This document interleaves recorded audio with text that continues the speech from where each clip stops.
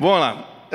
Eu queria pensar com vocês dos desdobramentos dessas conexões. O que nos ajuda, então, a ver? E a gente está falando aqui da luz, e uma das coisas que a luz nos ajuda é poder enxergar melhor por qual caminho a gente está andando. Aí eu pedi ajuda e eu recebi uma lanterna. Uma lanterna. E quando a gente aponta a lanterna no rosto de alguém, revela os segredos desta pessoa. Eu nem vou pedir para apagar a luz, porque senão vai dar muito trabalho aqui, apagar tudo, acender tudo. Mas você já brincou de lanterna na vida e uma hora resolveu fazer com que ela servisse para você ser um bom detetive, talvez na sua infância. Uma vez, eu até hoje não entendo, a minha mãe me deu uma grande bronca porque eu não tinha uma lanterna. Então peguei uma caixa de fósforo e uma vela. E às vezes as mães perdem a razão na hora das suas broncas. E a minha mãe naquele dia perdeu. Porque eu estava brincando junto com o meu irmão, dentro do nosso guarda-roupa, com a porta fechada, e a gente com a vela ali dentro para achar, né? Eu não entendo porque minha mãe ficou tão brava naquele dia com a gente. Eu não consigo entender. Porque estava tudo bem, né? Ainda que a gente andasse dentro do guarda-roupa, com as roupas ali penduradas no cabide, a gente estava conseguindo fazer com que aquela floresta de roupas, né? E a gente estava desvendando os mistérios, porque a gente tinha luz. Né? Então, hoje, já se passaram muitos anos daquilo, ainda sou traumatizado com a minha mãe por causa daquela situação. Mas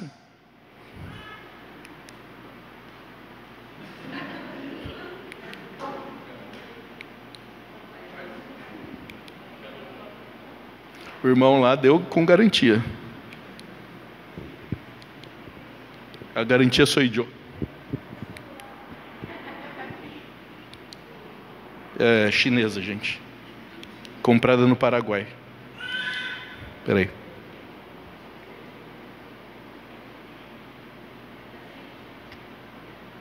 Ah, tem pilha. Espera aí. Um esquema aqui.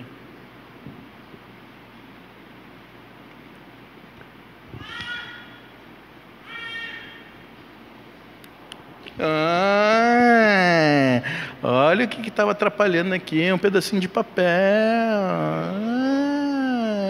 Você sabe ler? Está escrito aqui, está escrito, né?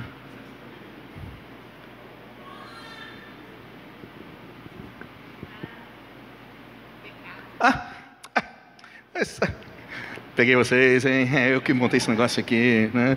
Já iam xingar o irmão lá que dá uma lanterna que não funciona para o pastor. Gente, olha o tamanho desse papelzinho aqui, ó. Está escrito pecado. Olha o tamanho do papel. É o suficiente para interromper a energia que sai da pilha. Só isso. Não precisa ser um negócio do tamanho de um banco, não. Só isso aqui. Corta a conexão. Então tem gente que acha que nós somos condenados pelos grandes pecados que nós cometemos. Não, o que corta a nossa conexão com Deus, às vezes são coisas pequenas. A gente volta para aquela discussão eterna, que algumas pessoas ainda querem insistir em ter. Qual é o tamanho do pecado que mais ofende a Deus? Não tem tamanho de pecado. Não, realmente não tem tamanho de pecado. Mas as consequências dos nossos pecados, elas afetam mais ou menos a nossa relação com Deus e com as pessoas. É como se a gente pensasse no seguinte: imagina você está na beira do lago, né? Naquela tarde que você não tem nada para fazer, no lago aqui da cidade de Itaperuna. Não tem? Então, no lago de um lugar que você foi um dia, né? Aí, meio inútil, né? Meio sem nada para fazer, você pega uma pedrinha e joga lá no meio do lago. O que aquela pedra vai fazer? Aquela pedra vai, vamos dizer assim, vai ofender a água, certo? Porque ela vai bater contra a água, né? Ela vai ofender. E automaticamente vai fazer onda. Se a sua distração continuar, você arranja ali do lado um tijolo e faz a mesma coisa, né? Pega o tijolo, joga. O tijolo também vai ofender a água, só que por causa do tamanho dele vai fazer mais onda, né? É assim que funcionam os nossos pecados diante de Deus. Qualquer um deles ofende a água, qualquer um deles atenta contra Deus, ofende Deus. Então por isso que a gente fala assim, não tem tamanho de pecado. Qualquer seja pequenininho ou um grande, ofende a Deus, sempre ofende a Deus. Agora, conforme o que a gente faz, vai gerar mais onda ou menos onda. Porque em algumas dessas situações, mexe só com o meu interior, e eu sei das coisas que eu fiz com Deus, e como é que isso prejudica a minha caminhada de fé. Então, o tanto de onda que vai fazer é de um jeito. Mas conforme o pecado que você comete, forma mais onda. Então pode chegar lá na sua família e afetar a sua família. Pode afetar o seu grupo de amigos. Se é uma pessoa que dirige a nação, o pecado de um governante pode afetar uma nação inteira. Mas a ofensa a Deus é a mesma. Mas à medida que vai atingindo outras pessoas, a onda disso aí pode então ser mais comprometedora. Então, estou falando assim, a lanterna tem sua pilha, tem luz para mostrar, mas basta um pedacinho de papel o suficiente para interromper essa conexão. A gente tem que olhar para o nosso coração e falar assim, de que maneira que a energia, né, que vem de Deus a nós, pode irradiar para as pessoas. Agora, se tiver alguma coisa interrompendo esse tipo de contato, essa conexão, a gente lembrou de alguns textos bíblicos agora à tarde, né? E num deles que a mulher vai lá e toca em Jesus, se conecta a Jesus só no tocar. E ela não precisou gritar, Jesus, para aí. Não, ela pôs a mão em Jesus. Aí, depois, o restante da história, a gente sabe como é que funciona. Mas ela queria estar em contato com ele. Os outros, a gente viu exemplos da família de Davi, gente que perdeu o contato com Deus, e aí, então, a tristeza que acontece dentro da família e afeta o país todo. Lembra quando a gente leu a história de Roboão? O problema de Roboão não era só um problema de entristecer ao seu pai, ao seu avô, que poderiam acompanhar aquela situação, mas afeta o país inteiro, porque o problema dos impostos colocados ali. Então, gente que perdeu a conexão com Deus gerava isso. Eu quero pensar com vocês de um texto de Isaías. Abra aí Isaías capítulo 58. Isaías 58. E todo mundo gosta de pensar assim, olha, eu quero muito que Deus me abençoe, eu quero que Deus me ajude, eu quero que Deus me acompanhe, que me livre dos perigos. Qualquer um pensa isso, que é isso para si. Isaías 58, o último versículo, versículo 14. E o versículo 14 começa dizendo, então te deleitarás no Senhor. Te deleitarás. Bom, não é gostoso pensar num Deus que é tão bondoso, tão gracioso, que vai nos dar tantas bênçãos e nós vamos nos deleitar nele? Quem é que não quer isso? Levanta a mão. Todo mundo, né? Todo mundo vai nessa. Não fala assim, não, eu quero mesmo que Deus... Até não crente, né? Pode ver a quantidade de adesivo de carro aí que você encontra, né? Quase que oração que é feita. Então, que Deus dê para você o dobro do que você quer para mim, né? É uma frase bonita, né? Mas é toda invejosa, né? A pessoa que inventa essa frase aí fala assim, se a pessoa estiver desejando o meu mal, que Deus te dê em dobro, né? Essa é a intenção da frase, não tem nada de bondade nisso, não, de querer o bem do próximo, não. Que Deus dê vida longa aos meus inimigos para verem o meu sucesso, né? Outra oração bonita, né? Não tem nada de bom nisso, é pura inveja mesmo que a pessoa tem e joga nisso daí. Vai botar Deus no meio, então a hora que Deus entra na história, aí parece que fica legal. Mas o processo todo desse deleitar implica em estarmos ligados a Ele, implica em estarmos conectados, que é a palavra que a gente está aqui usando o tempo todo. Só que se a gente olhar o versículo fora do seu contexto, a gente corre um grande risco de compreender mal a Escritura, compreender mal o texto bíblico. Então, eu quero que a gente leia todo esse capítulo 58 aí e vá pensando à medida que o texto se desenrola.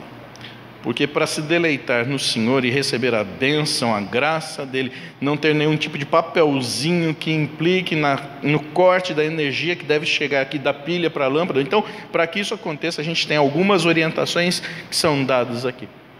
Começa ali no versículo 1 dizendo, clama a plenos pulmões, não te detenhas, ergue a voz como a trombeta e anuncia ao meu povo a sua transgressão e à casa de Jacó os seus pecados.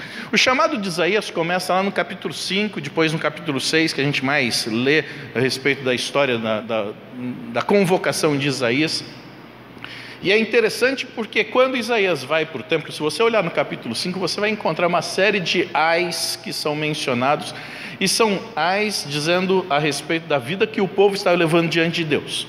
E o problema ali é que eles haviam abandonado a Deus, virado as costas para Deus, e sempre Deus manifestando a sua misericórdia, tentando fazer com que o povo se voltasse mais uma vez a Ele. Isso não acontece. Então Isaías começa a lamentar por aquilo que Deus haveria de fazer ao povo, dizendo de um povo ganancioso, um povo infiel, um povo injusto, que fazia isso aí e achava que as coisas estavam muito tranquilas. Vendo esta situação do povo que vive uma calamidade espiritual, capítulo 6 mostra Isaías então chegando ao templo, e lá no início do capítulo 6 vai dizer assim: no ano da morte do rei Uzias. Então, além do problema espiritual de Isaías, do povo daquela época, no tempo de Isaías, já ser um problema muito grande, não havia rei. Quem é que vai assumir? Quem é que senta no trono? Quem é que vai dirigir a nação? Com que perfil vai ter? Qual é a tendência dele? Não é assim que a gente se sente mais ou menos nesses dias? Quem é que vai assumir a presidência? Não é? Vamos fazer um plebiscito aqui, vamos ver quem... Você gosta de colocar a sua chave no bolso ou no aro do carro?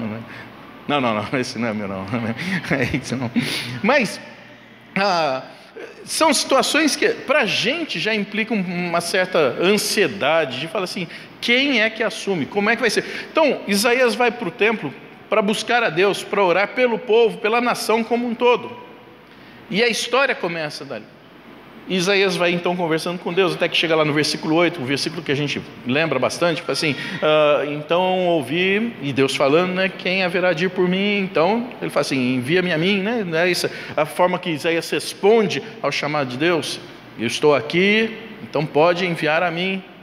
E aí a sequência da conversa, que normalmente para no versículo 8, mas você vai até o 13, é como se Deus estivesse voltando a conversar com Isaías sobre essa convocação, e Isaías pergunta: até quando eu faço isso? Enquanto tiver gente sobre a terra, enquanto tiver gente habitando a terra, é o tempo de fazer isso. Quando você chega no capítulo 53 de Isaías, e o capítulo 53 é mais usado para nós lembrarmos da ocasião da morte do Messias, a expressão messiânica do Salvador, do Redentor. Então o capítulo 53 diz isso. A primeira frase do capítulo 53 é dizendo assim: quem creu em nossa pregação? E há muitos comentaristas que vão dizer que essa expressão de Isaías é talvez um reconhecimento. Olha, eu estou a vida inteira, desde quando eu fui chamado, desde quando eu fui convocado, até agora, não vi ninguém transformando a vida, não vi ninguém sendo salvo, ninguém se convertendo. O que acontece com a pregação? Pode ser. No segundo dia no céu, você pergunte isso para Isaías, certo? Primeiro dia para você encontrar Jesus, né? Você chega lá, encontra Jesus, abraça Jesus e tal. No segundo, você vai com as suas perguntas. Então, quando você estiver para morrer, pede para alguém colocar no seu bolso todas as perguntas. A hora que você morre, já está lá. Você chegou lá no céu, você tira do bolso e vai perguntar para Isaías: Isaías, e aí? Você viu alguém se converter depois da sua pregação? Então sempre fica no ar essa situação. Por que o povo não se volta a Deus? Por que não há transformação nenhuma? Aí chega no capítulo 58, de novo, agora Deus dizendo: clama a plenos pulmões, não te detens, ergue a voz como trombetas, anuncia ao meu povo. Anuncia o quê? Anuncia a sua transgressão, anuncia para a casa de Jacó os seus pecados. Então de novo Isaías tem que chegar para as pessoas, e ele convivia com aquele grupo, e ele fala assim: olha, vocês continuam transgredindo as leis, vocês continuam pecando contra Deus. Veja o versículo 2, começa dizendo: mesmo neste estado, qual estado? De transgressores e pecadores, mesmo assim, mesmo vivendo em pecado, em transgressão, mesmo assim, ainda me procuram dia a dia, tem prazer em saber os meus caminhos. Como o povo que pratica a justiça e não deixa o direito do seu Deus, perguntam-me pelos direitos da justiça, tem prazer em se chegar a Deus. Veja só, a gente tem que observar os detalhes do texto. Afinal de contas, nós cremos naquilo que Paulo ensina para Timóteo: toda a escritura foi inspirada por Deus. Então cada uma das palavras que tem aqui são extremamente importantes para a gente compreender todo o panorama bíblico. E ele fala assim: olha, como o povo, ou seja, do mesmo jeito Então o que Isaías está dizendo para as pessoas? Eles estão fazendo no mesmo formatinho. Eles estão participando do culto do mesmo jeito daqueles que então prestam um culto sério a Deus. Eles se portam, eles falam, usam o tipo de evangeliquez, a linguagem, como aqueles que fazem isso de coração, como aqueles que buscam a justiça. Então, quando ele diz aí no meio do versículo, como o povo que, ele está dizendo, está fazendo igualzinho, dentro do perfil, dentro do ensaio, dentro da cópia, é isso mesmo, está certinho. Eles estão fazendo desta maneira. E aí então, dizendo, versículo 3: por que jejuamos nós e tu não atentas para isso? Por que afligimos a nossa alma e tu não levas em conta? Veja que agora eles vão intimar Deus, né? Afinal de contas, eles estão fazendo do mesmo jeito das outras pessoas, e Deus não se dá o trabalho de, olha, puxa vida, eles estão fazendo tão bonitinho, estão fazendo tão certinho, estão fazendo tão igualzinho, e Deus não dá atenção, Deus não repara, Deus não vai dar nenhuma estrelinha. Ficou bonitinho, vou fazer um negócio bacana para vocês. Eis que no dia em que jejuais, cuidais dos vossos próprios interesses, e exigis que se faça todo o vosso trabalho. Aquilo que Isaías está querendo dizer, em outras palavras, é de um comportamento extremamente legalista. E todo mundo tem um pouquinho de legalismo dentro de si. A gente tem que controlar isso. Por quê? O legalista faz as coisas para ser observado pelos outros. Quando as pessoas me observam o cumprimento das minhas práticas religiosas, porque afinal de contas a gente está falando aqui dessa relação com Deus, que o povo estava então desconectado, eles queriam ser vistos nisso daí. E esse é o padrão de comportamento de quem é legalista. Ele está preocupado em ser observado pelas pessoas, como ele faz, do jeito que ele faz. O legalista tem um discurso para os outros muito bom, só que esse discurso não é aplicado para si. O legalista tem regra para os filhos dos outros, essas regras não valem para os seus filhos. O legalista tem um discurso ético que vale para os amigos da escola, da faculdade, mas essa ética enrosca um pouquinho no próprio comportamento. O legalista sabe administrar muito bem o tempo e o dinheiro dos outros, mas não sabe administrar o seu próprio tempo e o seu próprio dinheiro. Isso é comportamento de legalista. E fica ainda reclamando com Deus: Deus, eu estou fazendo do mesmo jeitinho, e o Senhor não dá bola para isso? E aí vem Deus e fala assim: espera lá, olha como você está fazendo. Não está fazendo para mim, está fazendo para você mesmo. E esse tipo de padrão de comportamento, até hoje a gente encontra. Só que a gente está numa distância, vamos dizer aí, se Isaías escreveu isso há uns 700 anos antes de Cristo, e nós estamos a 2000 anos depois de Cristo, a gente está no intervalo de tempo de 2500 para chutar baixo, né? 2500 a 2700 anos de diferença de Isaías. E o que a gente vê no nosso tempo é o mesmo tipo de comportamento, mesmo tipo de situação, de pessoas que vivem um legalismo, querendo impor aos outros um determinado comportamento que não se vê.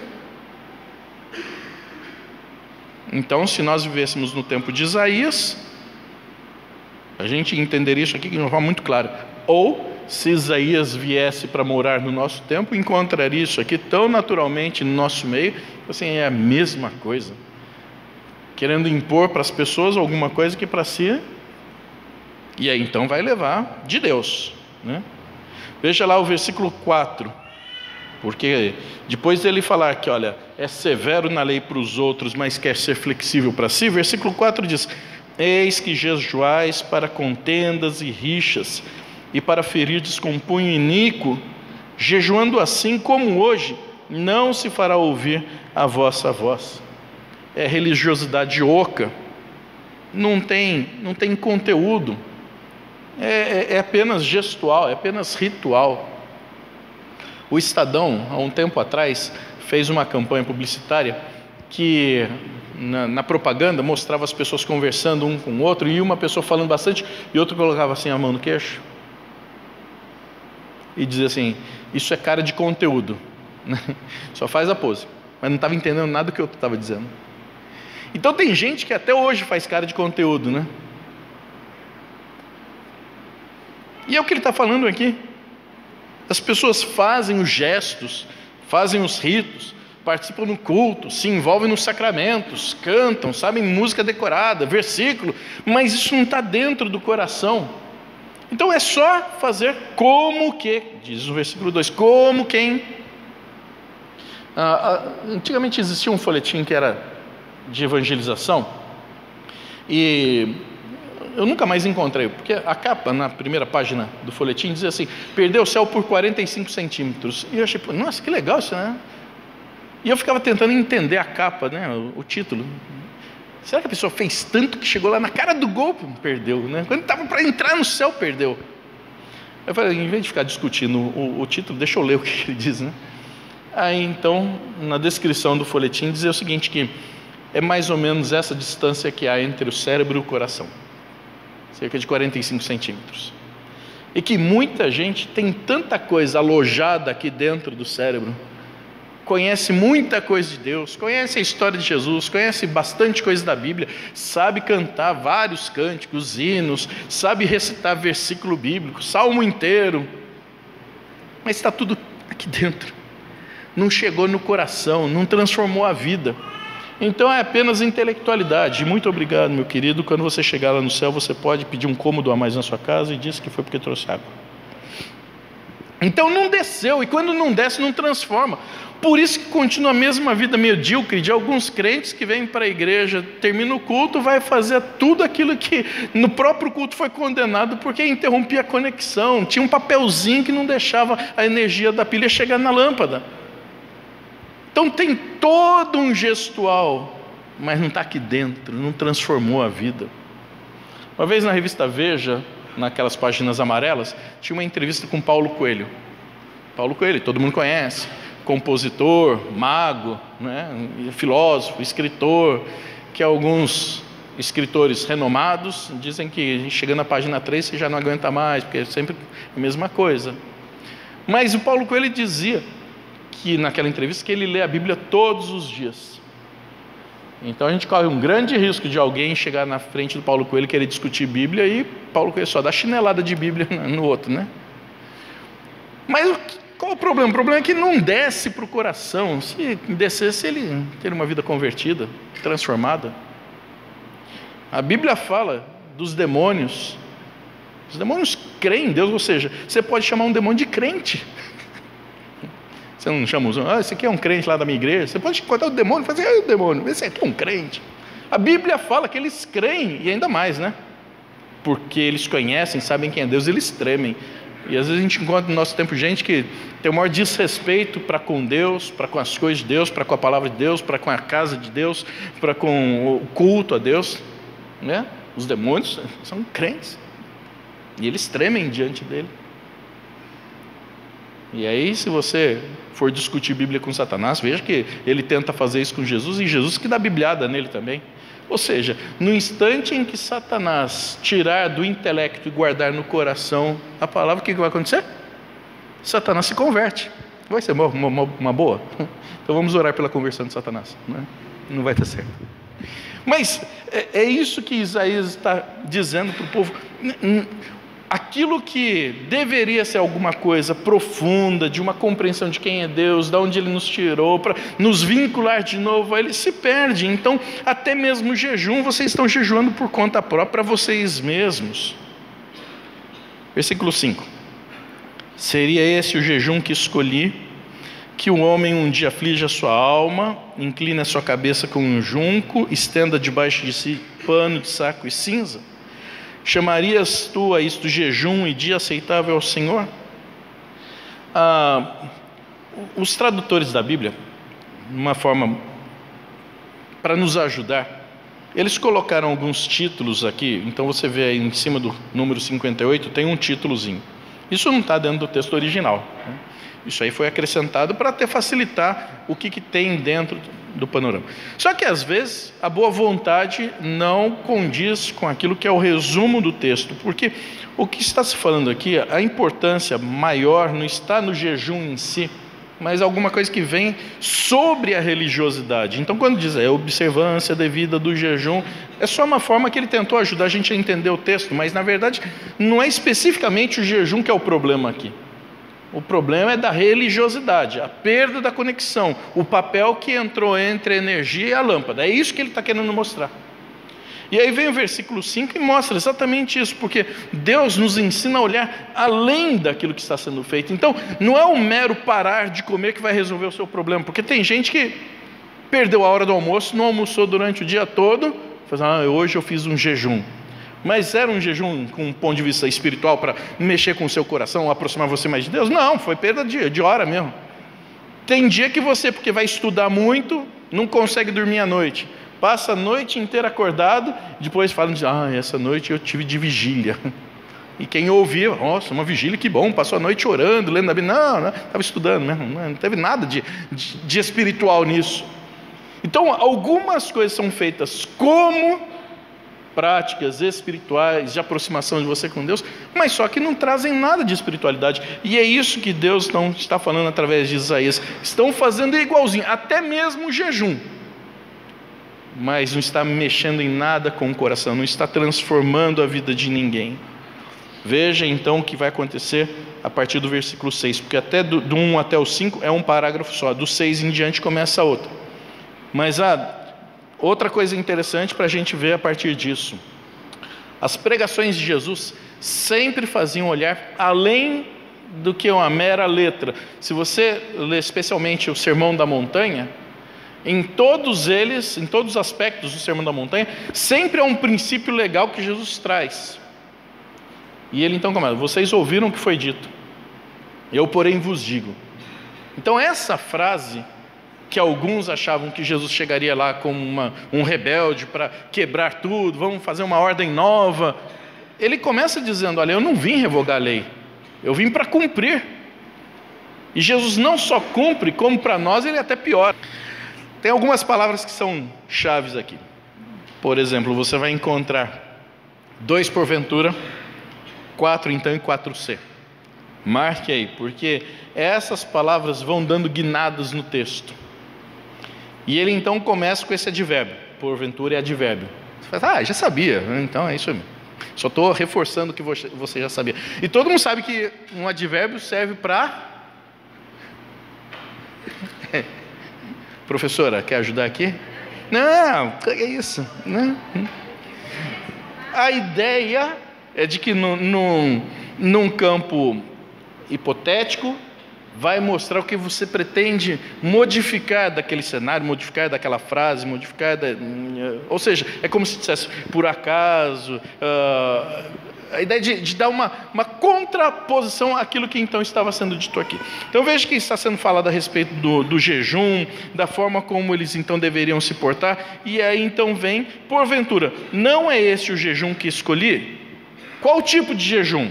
Uma ideia diferente, uma ideia de contrariedade, fala assim, não é simplesmente o parar de comer, mas ele enumera, que soltes as ligaduras da impiedade, desfaças as ataduras da servidão, deixes livres os oprimidos e despedaces todo o jugo. Não é esse tipo, não é simplesmente olha, eu vou me abster de comer, mas faça mais do que isso, olhe além disso. É como se ele estivesse dizendo, olha, vocês foram escravos em tempo passado, por que agora querem escravizar outras pessoas também? Vocês foram maltratados antigamente, por que querem maltratar as outras pessoas? Isso é sentimento de revide, de vingança, de querer fazer justiça com as próprias mãos. Eu volto a dizer, será que a gente está tão longe de Isaías assim, apesar de 2.700 anos? Porque quantas vezes você quer argumentar que está tratando tal pessoa de um determinado jeito porque trataram você da mesma forma? Ou você nunca falou isso? Que bom, graças a Deus, pelo seu coração bastante cristão. Mas tem muita gente que por dentro está falando assim, eu já fiz isso. E reconhece que isso tem acontecido. Fala assim, mas eu já fiz jejum também. Não adianta. Se a gente está tratando os outros da forma como um dia nós fomos tratados e não gostamos disso, a gente está procedendo da mesma maneira.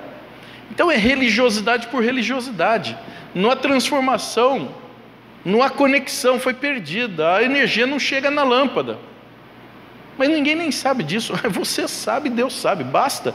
Não precisa um tijolo no meio da água, basta uma pedrinha. Então é isso que Isaías está querendo dizer, e Deus dando maior dura no povo por causa dessa situação. Não faça para os outros se um dia você já recebeu, já teve. Mostre a situação diferente. O nosso ponto de referência sempre é sempre o próprio Senhor Jesus. E Paulo fala sobre isso numa expressão que ele usa: ele, sendo ultrajado, não revidou com... Pô, ele podia fazer, né? Ele podia. Cuspiram nele, cospe de novo. A que se faz, a que se paga, com a mesma moeda, não é assim? Esse é o nosso conceito. Esses são os versículos que a gente gosta de usar. Mas quando a gente olha aqui para Isaías, ele está dizendo, Deus estava dizendo, aquilo que vocês antes sofriam e reclamavam, vocês estão fazendo com os outros? Que transformação que houve? Que modificação que teve? Versículo 7, segundo porventura, a mesma coisa, ele vai dizer então, porventura não é também que repartas o teu pão com o faminto, recolhas em casa os pobres, desabrigados, e se vires o nu, cubras e não te escondas do teu semelhante? Ou seja, veja que todo discurso de amor ao próximo, todo discurso de ir na direção de alguém, todo discurso de transformar a vida, ajudar na transformação de vida, foi assim, é muito bom discurso, só que entre o discurso e a prática tem um abismo. Deus dizia para Isaías, avisa o povo que está assim. Por isso que não adianta ficar só copiando o gestual dos religiosos, fazendo igualzinho, porque senão não há o coração aproximado de Deus. Então a gente faz sempre um grande discurso de amor ao próximo, só que quantas pessoas estão passando ao nosso lado e a gente despreza em ajudar, em participar, em socorrer. Então, se a gente recebe, por que a gente não pode dividir? Por que não pode olhar para o próximo de outra maneira? Você lembra da parábola do bom samaritano? Aí a primeira coisa era uma parábola ou não era uma parábola? A gente sempre diz que é uma parábola, né? Mas no texto lá nem menciona essa parábola. Em algumas ocasiões, Jesus contou a tal parábola dizendo tal, mas naquele não tem. Há uma discussão entre os intérpretes da lei e chegam para Jesus para falar a respeito de amor ao próximo, e Jesus, na sequência da conversa, diz assim, certo homem, poderia ter isso acontecido, né? Não se sabe. Mas, na história que Jesus conta, vai ter ali o sacerdote, o levita e por fim o samaritano. E ele então vai mencionar alguns detalhes que são importantes para compreender. Primeiro, diz o texto que o homem estava ali semi-morto. Se ele estava semi-morto, não conseguia falar. Diz ali que ele estava quase que sem roupa. Então, pelo seu traje também, não dava para identificar. Então, por um lado, até a gente consegue entender o comportamento do sacerdote e do levita, porque por uma questão de lei, talvez não pudessem nem se aproximar. O homem está lá sangrando, vai saber se ele é um homem impuro. Não tem roupa, não dá para identificar se também era um outro sacerdote, se é um judeu. O traje ajudaria. Se ele estivesse falando, dava para entender o sotaque. Opa, ele tem sotaque nosso, então eu sei com quem eu estou lidando. Então não havia uma situação nenhuma. Quando ele menciona o terceiro caso, ele fala assim, aparece o samaritano. Não estava nem preocupado se o homem estava nu ou se ele estava vestido, não estava preocupado em poder conversar ou não. Então, todos os elementos de identificação que aquele quase morto teria, ele não tinha para falar assim, olha, eu vou ajudar porque ele é um samaritano também. Não tinha nada disso. A história continua, ele então atende, paga para que seja guardado ali e cuidado. E aí Jesus volta para o intérprete da lei e a pergunta é, então, quem é o próximo desse homem? É isso que às vezes a gente fala assim, a gente aprende o texto, lê desde pequenininho na escola dominical, se envolve com essas coisas, mas na hora de estender a mão para ajudar, na hora de fazer com que a coisa se torne diferente, para mostrar esse cristianismo que eu digo ter dentro do meu coração, assim, parece que a mão vai. A minha filha mais nova, quando ela era pequenininha, lançou aquele filme Máscara, lembra? Do Jim Carrey, né? Filme chato pra caramba, né? Mas aí ela tinha medo do Máscara. Então, quando o filme estava passando, ela tampava o olho e saía correndo para não ver. Eu falava assim, esse filme não é para mim. E eu me lembro que a gente morava num prédio, no 8º andar. E eu falei para ela assim, não, o dia que você... Ela não conseguia alcançar o número 8. Eu falei assim, no dia que você conseguir alcançar o número 8 para apertar, você vai assistir o Máscara. Né? Falei. Passou acho que uns 2 anos. Um dia a gente está no mesmo prédio, entrou, ela levantou o bracinho e estava alcançando o número 8. Sabe aquele momento assim, o flash de memória que vem? Quando ela esticou o braço, estava colocando a mão no número 8, ela desceu e apertou o 7. Na cabeça dela veio aquela conversa de elevador, que se eu apertar o 8 eu vou ser obrigado a assistir o máximo. Então ela desceu a mão para não alcançar. Aí eu olhei aquilo depois que eu fui lembrar do que a gente tinha dito para ela, mas muito tempo antes, mas ficou na cabeça. Por que eu estou lembrando dela agora? Por causa daquilo que está sendo dito aqui.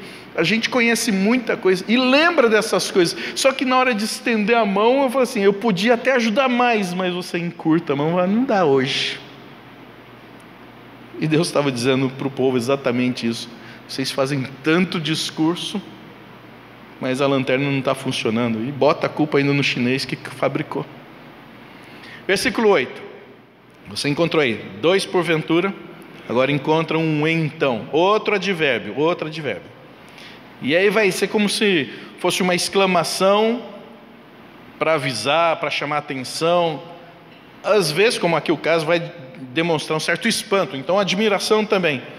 Aí esse versículo começa dizendo o seguinte: então, feitas estas coisas, atendendo, vivendo não uma religiosidade vazia, só formal, gestual, ritualística, mas vivendo de fato uma vida com Deus acentuada, ligada na fonte, fazendo com que a luz brilhe. Então, primeiro, romperás a tua luz como a alva, a tua cura brotará sem detença, a tua justiça irá diante de ti, e a glória do Senhor será a tua retaguarda. Atendendo os 2 porventura dos versículos anteriores, do 6 e do 7, o 8 vai acontecer. Isso aqui não é receita de bolo, não. Tem gente que faz pregação receita de bolo, né? Receita de bolo todos os homens aqui entendem. Se pegar na internet qualquer receita e fizer igualzinho que está falando lá, no final do tempo que você abre o forno, vai aparecer o quê? Um bolo, né? Então tem gente que pega, faz sermão, ouve, fala assim, se fizer isso, agora botei uma faca no pescoço de Deus, agora Deus tem que fazer isso para mim. Não é receita de bolo, não é receita de bolo. Isso aqui é o resultado da ação de Deus modificando o nosso coração, que repercute nas outras pessoas. Então, atendendo os 2 porventura, o que acontece? Ele fala lá, a luz vem como a alva, então você tem uma vida clareada. E tem gente que está dando cabeçada a vida toda, não sabe para onde ir, parece que está tudo perdido, tenta uma porta, não dá, tenta outra, não dá. Assim, de repente o problema não está em você, mas está olhando para o lado errado, aí não consegue mesmo isso. Segunda situação, ele fala fala da cura física, mas não é só física, há uma cura emocional, que tem gente que carrega traumas emocionais a vida toda, e hoje, cura social, problema de relacionamento com as pessoas. E às vezes por causa de uma bobagem, perde uma relação de anos, né, amizade de anos, e lá na frente eu era tão amigo dessa pessoa, nem sei por que a gente brigou, né? Ele fala de justiça, na terceira situação, a justiça irá diante de ti. Então o próprio Deus vai ser o nosso juiz, nosso vingador. Então você não precisa trazer isso para administrar, eu mesmo cuido disso, eu que vou resolver, eu que vou entrar com os 2 pés, não. E termina o versículo dizendo sobre proteção. Deus de guarda-costas. Você precisa de alguém melhor? Deus de guarda-costas. Ele está falando assim, a glória do Senhor será a tua retaguarda. Versículo 9, segundo então clamarás e o Senhor te responderá, gritarás por socorro e Ele dirá, eis-me aqui. Veja que de novo, outras situações. Primeiro, você não vai ficar falando sozinho, porque diz aqui o texto, clama e Ele responde. Depois ele diz, vai gritar por socorro, e ele diz, estou aqui. Então, primeira situação, a gente não fica falando sozinho. Aí entra o ses, partículas de condição, condicionais. Primeiro está nesse versículo mesmo. Se tirares do meio de ti o jugo, o dedo que ameaça, o falar injurioso. Veja só, Ele não está dando coisa que é tão difícil da gente entender e fazer. Não, coisa simples. Para de querer ser julgador dos outros. Para de querer controlar a vida alheia, se você não dá conta de controlar a sua própria. Viva o seu cristianismo de uma forma autêntica, verdadeira, entusiasmada, com vigor. Não fique na dependência dos outros. Mas é porque meu pai não vem, porque minha mãe, porque minha mulher, porque meu filho. Ou seja, a gente consegue atribuir responsabilidade nos outros. Joga, é como diz aquele reverendo Homer Simpson, vocês conhecem? Que ele diz assim: a culpa é minha e eu faço dela o que eu quiser, né? Ou seja, eu posso até jogar em alguém, porque já que é minha, eu que administro. E tem gente que talvez viva sob esse lema, né? Não, eu vou atribuir aos outros, jogo na circunstância, jogo no problema, jogo em... E que ele fala: faça isso, tira da sua alçada esse poder que você acha que tem de ser julgador. O outro está no versículo 10: se abrires a tua alma ao faminto e fartares a tua alma aflita. Assim, dá espaço para generosidade, deixa o seu coração ser mais livre, mais aberto, mais gentil. Não tem aquele poeta de rua já falecido lá no Rio de Janeiro que criou a expressão gentileza gera gentileza? Todo mundo sabe disso aí, mas não sabe quem criou, né? Alguns achavam que era um doido varrido, né? Mas é isso mesmo, a gente precisa oferecer mais. Veja que no 10 entra um outro então. Feito isso, então a tua luz nascerá nas trevas e a tua escuridão será como o meio-dia. Trevas e escuridão sempre são sinais de medo, de insegurança. Ninguém gosta de andar em ambiente escuro. Todo mundo fica cheio de receio. Você está andando numa rua escura, você está a pé andando numa rua escura, ouve algum barulho, você já fica todo preocupado para saber onde é que é. Às vezes até mesmo de carro, quando você está andando numa estrada que não tem ninguém, você fica esperando aparecer um carro para pelo menos dar um sinal de vida. E se alguém começa a andar atrás de você, fala: nossa, agora piorou. E às vezes pode ser que o de trás esteja também com tanto medo quanto você, precisando só de companhia. Mas um fica com medo do outro. Então, quando ele diz sobre trevas, sobre escuridão, ele está falando sobre situação de medo. E medo vai sempre implicar numa falta de confiança. Quando ele diz aqui: a tua luz nascerá, a tua escuridão será como meio-dia, ele está dizendo: Deus age de tal maneira que tira do nosso coração todo esse tipo de sentimento, de receio, de insegurança. E sabe, eu não sei se aqui deve ter também. Já foram em sepultamento em que sempre tem alguém que joga um pouquinho de terra lá no caixão quando está descendo? Já viram isso? Né? Isso aí nasceu de simpatia. Não sei se você sabe, mas nasceu como simpatia. Porque qual era a ideia? A pessoa ficava com medo de morrer feito um indigente em algum canto e não ter ninguém que desse para ela um enterro digno.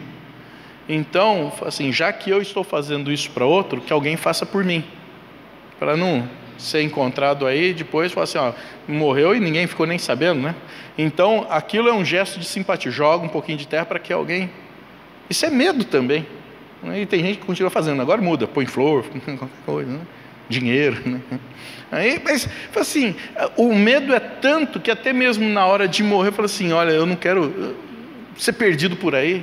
Ou seja, é tanto o sentimento de insegurança que a gente guarda no coração. O texto está falando assim: Deus vem para resolver isso aí, tirar essa escuridão, tirar essas trevas que existem na vida também. Bom, 11 e 12. Sequência, continuação da dádiva de Deus, da bondade de Deus. Então ele diz: o Senhor te guiará continuamente, fartará tua alma até em lugares áridos e fortificará os teus ossos. Serás como um jardim regado e como um manancial cujas águas jamais faltam. Os teus filhos edificarão as antigas ruínas. Levantarás os fundamentos de muitas gerações e serás chamado reparador de brechas, restaurador de veredas, para que o país se torne habitável. Veja que são garantias que Deus nos dá a partir destes Cs que nós encontramos nos outros lugares. Então, é provisão, é fortalecimento, Deus sendo o nosso provedor de todas as horas. Quando ele fala dos filhos, filhos bem criados, filhos que vão ser servidores. Porque os seus pais, quando todos nós nascemos, eles querem ver um espelho da continuação da história deles em nós. E quando você tem os seus filhos, você quer ver a mesma coisa, que eles deem sequência a isso. Então, se eu sempre busquei a Deus por uma vida de temor a Deus, eu quero que os meus filhos façam isso, eu quero que os meus netos façam isso. Então, eu tenho 2 netos agora, um de 2 anos e uma de 15 dias. É a garota mais linda do mundo, você não vai conseguir encontrar alguém igual, de tão linda que é a Manuela. Mas eu falei assim, eu estou orando por ela para que ela seja a continuação de uma história de fé. Quando a gente comemora essas datas nossas presbiterianas, um dos nomes sempre mencionados é José Manuel da Conceição, primeiro pastor presbiteriano brasileiro. E ele trabalhou na região ali de Votorantim, Sorocaba, que é interior de São Paulo, próximo de Campinas. Então, o primeiro convertido da minha família foi convertido por ele. Então, comigo já é a 5ª geração de presbiterianos. E eu já estou dizendo, olha, os meus 3 filhos, 6ª geração. E o João e a Manuela, a 7ª geração de presbiterianos. Assim, Manuela já está falando, apesar de ter 15 dias, ela está falando. Eu pergunto assim, o vovô é bonito? Ela, O vovô é legal? Então, você tem que saber fazer a pergunta, né? A pergunta certa tem a resposta certa. Assim, eu já estou colocando a minha oração diante de Deus para que eles sejam, de fato, uma geração de pessoas tementes a Deus. Não presbiterianos, mas tementes a Deus. Porque eu quero que isso aconteça com eles também. Os filhos, como sendo, então, servidores para transformar a geração deles quando estiverem grandes. Versículo 13. Outro C. Esse é o 4. E ele fala assim: se desviares o pé de profanar o sábado, de cuidar dos teus próprios interesses no meu santo dia, se chamares ao sábado deleitoso e o santo dia do Senhor, digno de honra, e o honrares, não seguindo os teus caminhos, não pretendendo fazer a tua própria vontade, nem falando palavras vãs. Veja que ele está colocando coisa tão básica, tão simples, a começar de guardar o dia do Senhor. Domingo é para a gente celebrar a Deus, para estar no culto, mas guarde os princípios básicos, obedeça a Deus, obedeça esses princípios.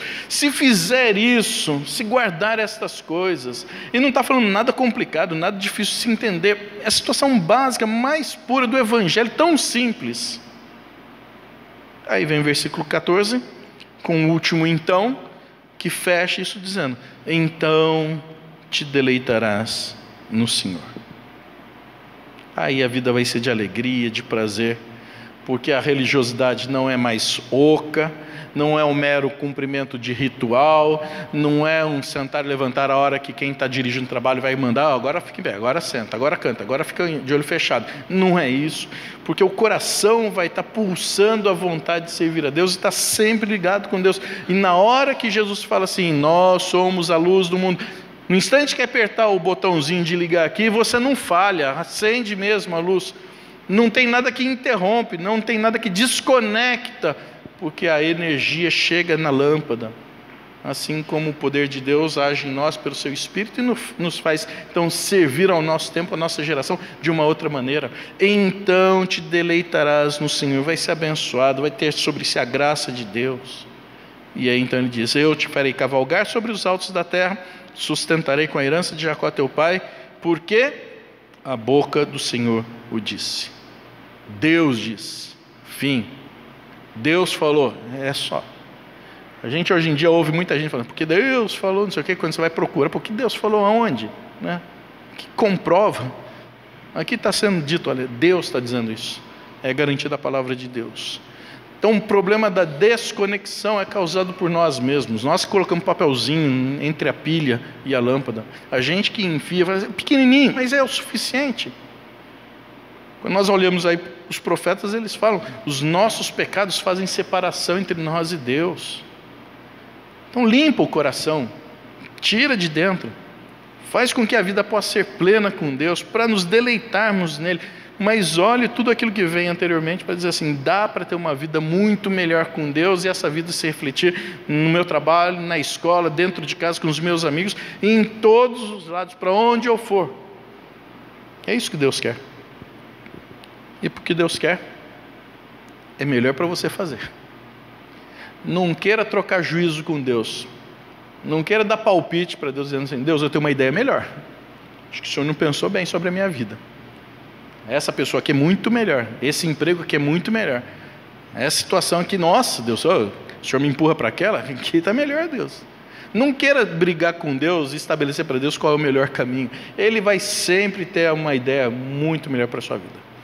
Afinal de contas, a vontade de Deus, ela é boa, ela é perfeita e ela é agradável. Creia nisso. Por quê? Porque a boca do Senhor o disse. Que Deus nos ajude, né? Vamos orar. Senhor, nós agradecemos porque a Tua palavra, mesmo escrita tanto tempo de distância de nós, continua sendo extremamente atual e útil. E queremos de fato que a nossa vida possa brilhar Jesus, possa irradiar Jesus. Mas isso só acontece quando não há interferência, quando a energia da pilha chega na lâmpada e os nossos pecados acabam criando essa interferência, essa desconexão. Mas queremos, ó Deus, pedir que o Senhor nos abençoe nessa noite, a fim de todos aqueles que aqui vieram voltem a ser conectados contigo, a vida seja transformada, e por isso mais uma vez pedimos que o Senhor nos dê uma nova chance. Queremos nos deleitar no Senhor, aproveitar das Tuas bênçãos, da Tua bondade, da Tua graça, mas queremos aproveitar disso, nos comprometendo a cumprir com aquilo que a Tua Escritura tem nos ensinado aqui. Ajuda-nos, ó Deus. Precisamos muito de Ti. Por isso que nós oramos em nome de Jesus. Amém.